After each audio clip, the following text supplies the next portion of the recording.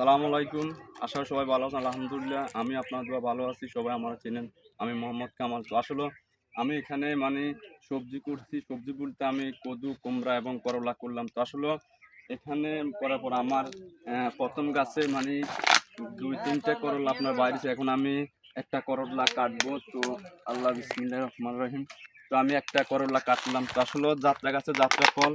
আমি জানি না হয়তো এই যাত্রা গাছের ফল আমি কি করলে ভালো হবে সেটা হয়তো আপনারা জানেন বা যারা জানেন তারা আমার এই ভিডিওতে কমেন্ট বক্সে কমেন্ট করে বলবেন যে যাত্রা করলা আমি কি করলে বা কাকে খাওয়াইলে জিনিসটা খুব ভালো হবে। তো আসলে আপনারা দেখতে আসুন।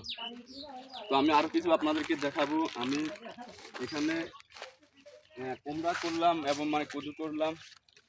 হুম, এখানে আরো রয়েছে আমার আপনারা দেখতেছেন অনেকগুলা কদু বাইরে দিকে আলহামদুলিল্লাহ। তো অনেকগুলা কদু আছে। তো আপনারা সবাই দেখতেছেন যে কদু এখনো বড় হয় নাই, তবে একটা বড় হয়েছে।